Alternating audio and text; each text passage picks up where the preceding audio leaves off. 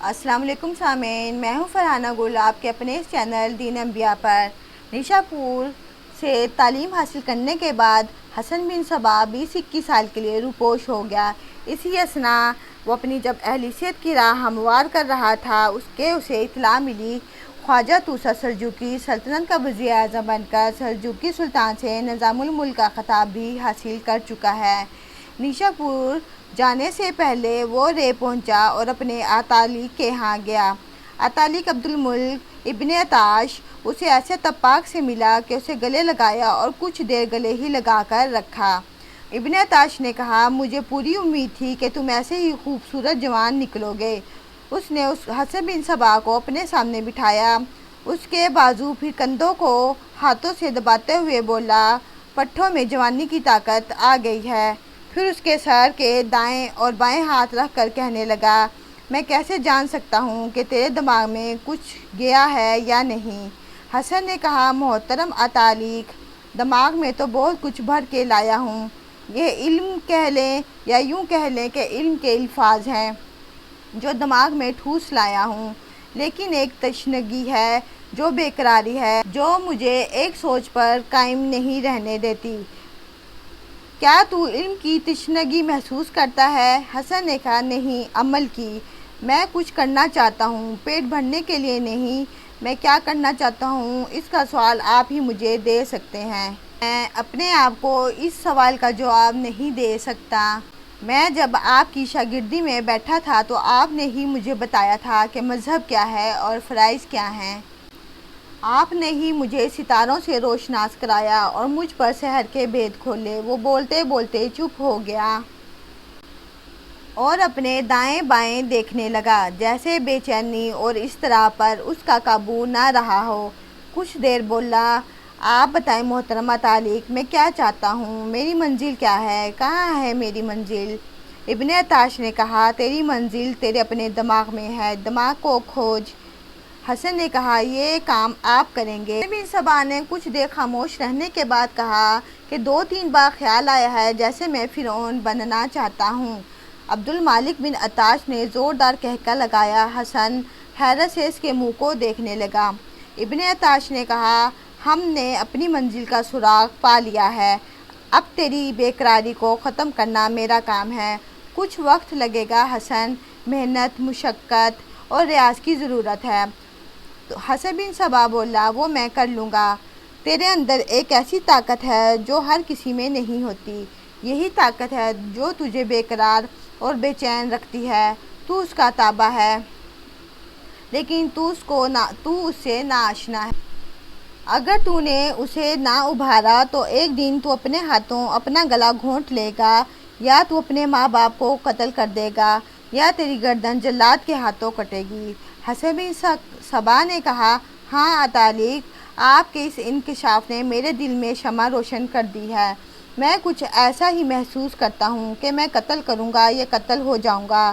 کیا آپ میری رہنمائی کر سکتے ہیں؟ ابن عطاش نے کہا، صرف میں ہوں، میرے سوا اور کوئی نہیں جو تیری رہنمائی کر سکے، لیکن حسن، تجھے اپنے باپ سے اجازت لینی پڑے گی۔ حسن بن صبا نے دو ٹوک لہجے میں کہا، مجھے کسی کی اجازت کی ضرورت نہیں، میرے بزرگ اتالیق آپ ہیں۔ میں یہ جانتا ہوں کہ میں وہ سیلابی دریا ہوں کہ میرے سامنے جو رکاوٹ آتی ہے وہ تنکوں کی طرح بہہ جائے گی۔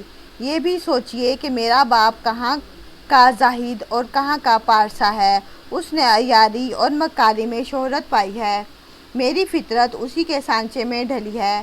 مجھے بھروسہ ہے صرف آپ کی ذات پر۔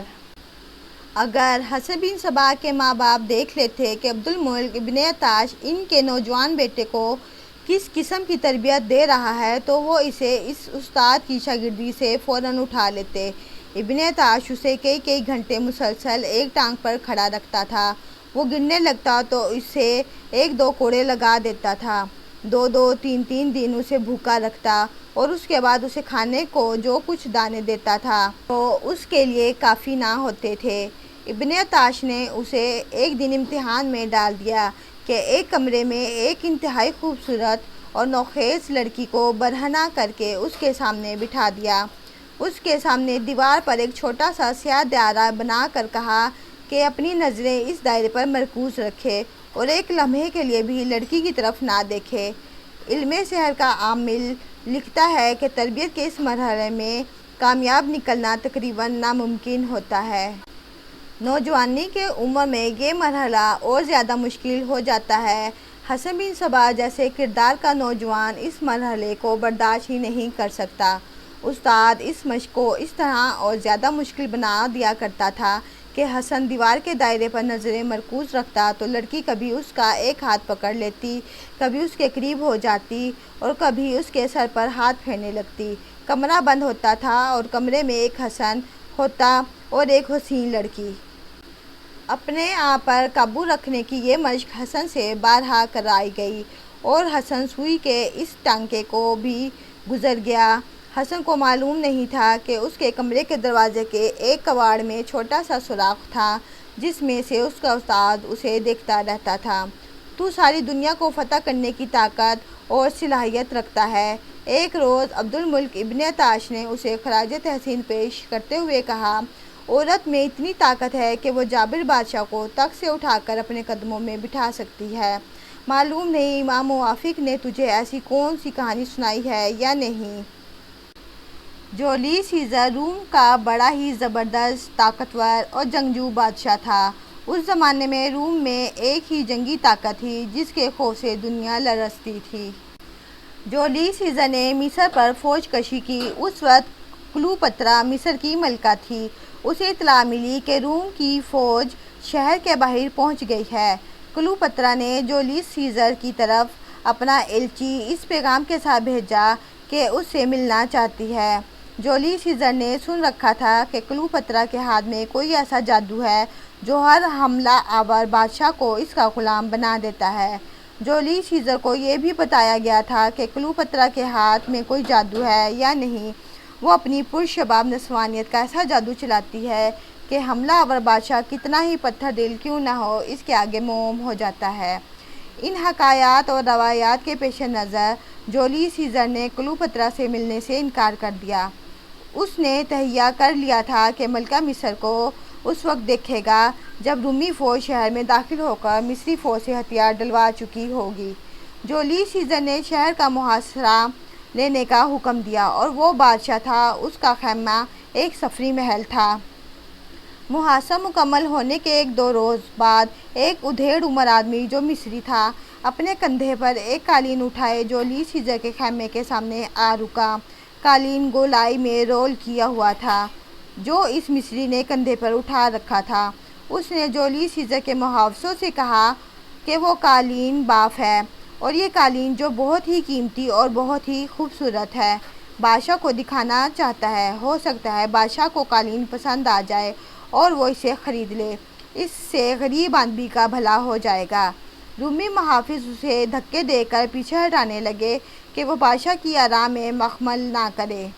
مصری قالین باف نے بڑی اونچی آواز میں بولنا شروع کر دیا۔ وہ کہہ رہا تھا کہ میں قالین تمہارے بادشاہ کو دے کر ہی جاؤں گا۔ یہ شور شرابہ خیمے میں جولیس سیزر کے کانوں میں پڑا تو اس نے وہیں سے حکم دیا کہ یہ جو کوئی بھی ہے اسے اندر بھیج دو۔ محافظوں نے اسے خیمے میں بھیج دیا۔ خیمے میں جا کر مصری نے جولیس سیزر سے کہا کہ وہ ایک قالین دیکھ لے، یہ قالین روم کے بادشاہ کے لیے ہی موزوں ہے۔ جولیس سیزر نے کہا کہ قالین کھول کر دکھاؤ۔ اس آدمی نے کندھے سے قالین زمین پر رکھا، یہ چوڑائی میں رول کیا ہوا تھا۔ جب اسے کھولا گیا تو اس میں سے کلیوپاترا نکلی۔ جولیس سیزر کا چہرہ عتاب شاہی سے سرخ ہو گیا، لیکن کلیوپاترا نے جب اپنی پرکشش نسوانیت کا جادو چلایا تو کچھ ہی دیر بعد روم کا اتنا زبردست اور طاقتور بادشاہ جیسے بھول ہی گیا کہ بحر روم کی لہروں کو چیرتا مصر کیوں آیا تھا۔ پھر جانتے ہو حسن کیا ہوا؟ جولیس سیزر جو حملہ آور تھا ایک شاہی مہمان کی حیثیت سے کلیوپاترا کے ساتھ شہر میں داخل ہوا۔ بہت دنوں بعد جولیس سیزر اپنی فوج کے ساتھ لے کر واپس چلا گیا۔ اس جرنیلوں نے روم میں اپنی ساتھی جرنیلوں کو بتایا کہ مصر میں ان کے بادشاہ نے ان کے ساتھ کیا کیا تھا۔ ایک روز جولیس سیزر محل میں بیٹھا تھا کہ اسے اطلاع دی گئی فلاں جگہ فوراً پہنچے۔ وہ اٹھ کر چل دیا۔ محل کے قریب ہی ایک عمارت تھی جس میں وہ اس سے جانا تھا۔ وہ جو ہی اس عمارت میں داخل ہوا 10-12 آدمیوں نے اسے گھیر لیا اور خنجروں سے اسے بڑی ہی بے دردی سے قتل کر دیا۔ ابن عطاش نے کہا لیکن حسن، اس کا یہ مطلب ہرگز نہیں کہ تجھے عورت سے دور رہنا پڑے گا۔ عورت انتہائی حسین اور نوجوان لڑکیوں کی صورت میں تیرے ساتھ رہے گی، یہ تیرا ایک ہتھیار ہوگا، لیکن ابھی نہیں۔ ابھی میں نے تجھے کہیں اور بھیجنا ہے۔ اگر اس زندہ سلامت نکل آیا تو پھر تجھ میں ایسی طاقت آ جائے گی کہ آسمان کی طرف دیکھ کر تو جس ستارے کی طرف اشارہ کرے گا وہ تیری جھولی میں آ گرے گا۔ ابن عطاش نے حسن بن صبا کو تربیت کے اگلے مرحلے میں ڈال دیا، جس میں اسے قبروں میں مدفون انسانوں کی مختلف ہڈیوں کا استعمال سکھایا جاتا تھا۔ ابن عطاش نے اسے پہلی بار آدھی رات کے وقت کہا کہ وہ قبرستان میں جائے، کوئی ایسی قبر تلاش کرے جو بہت ہی پرانی ہو۔ پرانی قبر کی نشانی کیا ہوگی؟ حسن بن صبا نے پوچھا۔ ابن عطاش نے کہا، کوئی ایسی قبر جو دیکھ نیچے کی طرف دھس گئی ہو۔ تجھے کچھ قبریں ایسی بھی نظر آئیں گی جو پوری طرح نیچے کو دھسی ہوں گی، ان میں مردوں کی ہڈیاں نظر آئیں گی۔ تو نے حسن ایسی قبر تلاش کرنی ہے، ان میں سے کھوپڑی اور کندھے سے کہنی تک کے دائیں اور بائیں بازو کی 2 ہڈیاں بھی لانی ہیں۔ حسن بن صبا قبرستان میں چلا گیا۔ وہ جنگ و جدل کا زمانہ تھا، لڑائیاں ہوتی رہتی تھیں، اس لیے قبرستان بہت ہی وسیع و عریض ہوتے تھے۔ آدھی رات کے وقت چاند پورا تھا۔ حسن بن صبا قبرستان میں دھسی ہوئی قبر تلاش کرنے لگا۔ استاد نے اسے تلوار ساتھ لے جانے کی اجازت دے دی تھی۔ قبرستان کو شہر خاموشہ کہا جاتا ہے، لیکن وہاں عالم یہ تھا کہ زندہ انسانوں کے شہر خاموشہ تھا، اور مرے ہوئے انسانوں کی اس بستی میں کئی ایک آوازیں سنائی دے رہی تھی۔ علاقہ سرسبز تھا، پیڑ پودے بہت زیادہ تھے۔ 2-3 الو باری باری بولتے تھے۔ جھینگروں اور مینڈکوں کی آوازیں بھی مسلسل آ رہی تھیں۔ اسے بھاگتے قدموں کی آوازیں سنائی دیں۔ اس نے ڈر کے ادھر دیکھا کہ ایک بلی بہت تیز بھاگتی آ رہی ہے۔ 2 بھیڑیے اس کے تعاقب میں تھے۔ وہ اس کے قریب سے گزر گئے اور آگے جا کر غائب ہو گئے۔ جیسے ہی حسن بن صبا ڈر کر پیچھے کی طرف مڑا، وہ پیچھے کی طرف ہٹا اور نیچے ایک دھسی ہوئی قبر میں جا گرا۔ وہاں سے نکلا، وہاں پر اس کو ہڈیاں اور کھوپڑی مل گئی۔ جیسے ہی وہ قبر سے باہر آیا تو تیز طوفانی بارش شروع ہو گئی۔ وہ ڈرتے ڈرتے، کانپتے ہانپتے جیسے ہی گھر پہنچا، وہ شدید لرز رہا تھا۔ اس علاقے میں بارش کا اچانک آ جانا کوئی عجیب چیز نہیں تھی، لیکن حسن کے دل پر یہ خوف سوار تھا کہ کسی برگزیدہ بزرگ کی قبر ہے، جس کی توہین پر آسمان اپنی بجلی گرانے پر اتر آیا ہے۔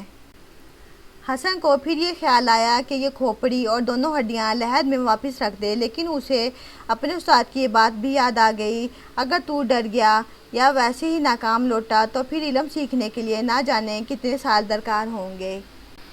یہ بات اس کا حوصلہ بلند کرتی۔ قبرستان سے نکلتے نکلتے وہ 2-3 بار پھسل کر گرا۔ حسن بن صبا جب گھر پہنچا، اس کے کپڑوں سے پانی بہہ رہا تھا، گھٹنوں تک کیچڑ لگا ہوا تھا۔ ابن عطاش نے اسے دیکھا تو شاباش دی، پھر اس کے کپڑے تبدیل کروائے اور پوچھا کہ وہ ڈرا تو نہیں۔ حسن بن صبا نے جواب دیا، میں بتا نہیں سکتا میں کتنا زیادہ ڈر گیا تھا۔ حسن بن صبا چند لمحے سوچ کر کہنے لگا، محترم علی، کیا یہ میری تربیت کے لیے ضروری ہے؟ ابن عطاش نے کہا، اتنا ہی ضروری جتنا جسم کے لیے پانی اور ہوا کی ضرورت ہوتی ہے۔ اب بتا، یہ ہڈیاں قبر سے تو کیسے نکال لایا؟ حسن نے تفصیل سنا کر اس پر کیا گزری ہے۔ ابن عطاش نے جواب دیا، جو ہونا تھا ہو چکا۔ راز کی ایک بات ہے، اسے دل اور دماغ میں محفوظ کر لے۔ تو مردے کی قبر میں اترا، تجھ پر بھیڑیے ٹوٹ پڑے، ہڈیوں کا ہاتھ لگایا تو بجلیاں کڑکنے لگیں۔ کیا اس سے تو نے یہ نہیں سمجھا کہ مرے ہوئے انسان میں بھی طاقت ہوتی ہے؟ کیا تو نے کبھی روح یا بدروح نہیں سنی؟ میں نے تجھے کس علم میں ڈال دیا ہے؟ یہ علم تجھے روحوں اور بدروحوں سے ملاقات کروائے گا، اور یہ علم تجھے یہ بھی سکھائے گا کہ مرے ہوئے انسانوں میں جو طاقت ہوتی ہے وہ تیرے قابو میں آ جائے اور اسے تو اپنے مقاصد کے لیے استعمال کرے، لیکن ابھی نہیں۔ یہ طاقت تجھے اپنی ہڈیاں توڑوا کر حاصل ہوگی۔ جہنم کی آگ میں سے گزر کر تو جنت میں داخل ہوگا۔ اگلے دن حسن بن صبا شہر کے قریب سے گزرنے والی ندی کے کنارے ٹہل رہا تھا۔ اس کے دماغ میں اپنے استاد کے سبق گھوم رہے تھے۔ حسن بن صبا آنکھیں موندے سوچ میں گم تھا کہ تھوڑی ہی دیر بعد اس نے اپنی آہستہ آہستہ آنکھیں کھولی۔ اس کے سامنے سورج ہونا چاہیے تھا، لیکن سورج نہیں تھا۔ اس کی بجائے ایک رنگ دار کپڑا تھا جو اس کے اوپر سورج کے درمیان آ گیا تھا۔ اس نے دیکھا کہ سامنے خوبصورت لڑکی کھڑی ہے جو مسکرا رہی ہے۔ حسن بن صبا نے پوچھا کہ تم کون ہو؟ اسے یہ خیال بھی آیا کہ یہ سحر کا کرشمہ ہو سکتا ہے۔ بہرحال پہچاننے کی کوشش کر رہا ہے۔ لڑکی کی آواز میں ترنم تھا۔ حسن بن صبا نے کہا، اتنی بے تکلف تم کون ہو؟ لڑکی نے مسکراتے ہوئے کہا، میں اتنی دیر تمہارے سامنے برہنہ بیٹھی رہی تھی۔ حسن کو یاد آ گیا، اچھا تم ہو، ایک بات بتاؤ، کیا تم حقیقت میں ہو یا میرے استاد کا تخلیق کیا ہوا تصور؟ حسن بن صبا نے کہا، تم آبرو باختہ لڑکی ہو جو برہنہ ایک نوجوان مرد کے سامنے بند کمرے میں بیٹھی رہی ہو۔ لڑکی نے کہا، میری آبرو محفوظ ہے۔ اگر میں ایسی ہوتی جیسی تم کہہ رہے ہو تو عبدالملک ابن عطا جیسا درویش مجھے منہ نہ لگاتا۔ حسن بن صبا نے پوچھا، تم کس باپ کی بیٹی ہو؟ میرا باپ گڈریا ہے۔ اس نے ایک طرف اشارہ کر کے کہا، وہ دیکھو میری بکریاں۔ حسن نے گردن گھما کر بکریاں دیکھیں۔ اس کی دلچسپی اس لڑکی کے ساتھ تھی۔ تم میرے سامنے برہنہ کس طرح بیٹھ گئی تھی؟ حسن بن صبا نے پوچھا، اس برگزیدہ آدمی نے حکم دیا تھا جسے ہم پیر و مرشد مانتے ہیں۔ میں ان کے حکم کو ٹال نہیں سکتی تھی۔ انہوں نے مجھے بتا دیا تھا کہ یہ آدمی تجھ پر ہاتھ ڈالے تو مجھے آواز دینا۔ انہوں نے یہ بھی بتایا تھا کہ وہ ایک کباڑ کے چھوٹے سے سوراخ سے دیکھتے رہیں گے۔ حسن نے کہا، کیا تم میرا امتحان لینے آئی ہو؟ اور تمہارا نام کیا ہے؟ لڑکی نے جواب دیا، میرا نام فرحہ ہے۔ نام تو فرحت ہے، گھر والے فرحہ کہتے ہیں، سہیلیاں فری کہتی ہیں، تم مجھے فری کہہ کر بلا سکتے ہو۔ فری ایک معصوم سی لڑکی تھی اور ایک گڈریے کی بیٹی تھی۔ وہ عالم اور فلسفی نہیں تھی، لیکن تجربہ کر کے بتا سکتی کہ حسن کی محبت میں کیوں گرفتار ہوئی۔ اس نے ایسے انداز سے حسن کو اپنی محبت و وفا کا یقین دلایا کہ حسن نے اس کی محبت کو قبول کر لیا۔ حسن نے کہا، فری تم میرے دل پر غالب آ گئی ہو، لیکن میں اپنے بزرگ سے اجازت لے کر تمہیں جواب دوں گا۔ فری نے پوچھا، کل یہاں آؤ گے؟ حسن نے جواب دیا، ہاں آ جاؤں گا۔ تو سامعین، یہ تھی حسن بن صبا کی محبت کی داستان اور امتحان کا سفر۔ حسن بن صبا کی مزید تفصیلات جاننے کے لیے جڑے رہیے اپنے اس چینل دین انبیاء کے ساتھ۔ اپنی رائے کا اظہار کمنٹ میں ضرور کریں۔ اگر آپ کو ہماری سٹوری اچھی لگی ہے تو چینل کو سبسکرائب کریں، لائک کریں، شیئر کریں اور بیل آئیکن کو ضرور پریس کریں تاکہ سٹوری کا ہر آنے والا نوٹیفیکیشن سب سے پہلے آپ کو مل سکے۔ دعاؤں میں یاد رکھیے۔ جزاک اللہ۔